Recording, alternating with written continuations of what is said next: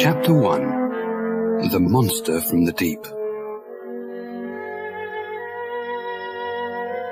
I am Professor Aronnax. My job is to study everything dead or alive under the sea.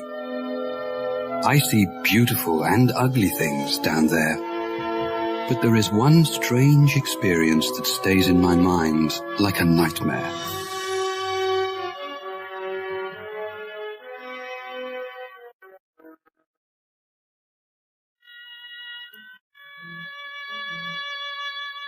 It was 1867. Some sailors said that they saw a dangerous giant monster living in the cold waters of the ocean. Some ships tried to find it and kill it, but they never returned.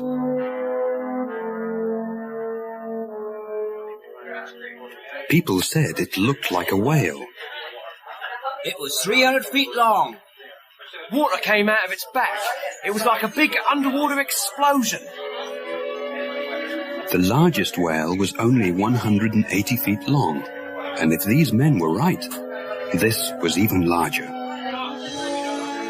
I was famous because I was the writer of a book called The Mysteries of the Great Ocean Depths.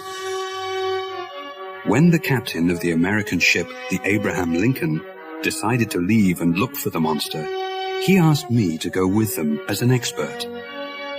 The idea was very exciting. I invited my faithful assistant and good friend, Conseil, to go with me. He always helps me to organize the names and places of the wonderful, strange sea creatures that we find in the oceans of the world. He accepted the invitation and we got ready to go.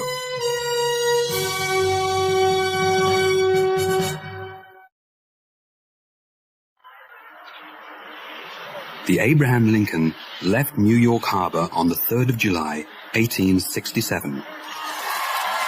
500,000 people were there to say goodbye.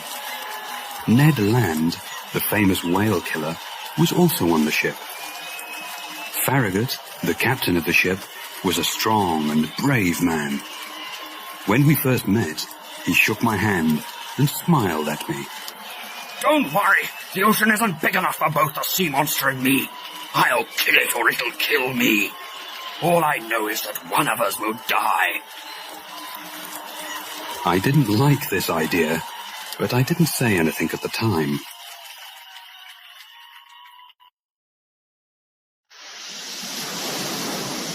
We sailed for 3 months, and we never saw the creature once. The men wanted to find and kill the sea monster, but after all this time, everyone on the ship started to believe that there was no monster. And then, it happened. It was nighttime, and we were 200 miles off the coast of Japan, when suddenly, Ned Land, the harpooner, cried out, There it is! Don't lose it! I want it dead or alive!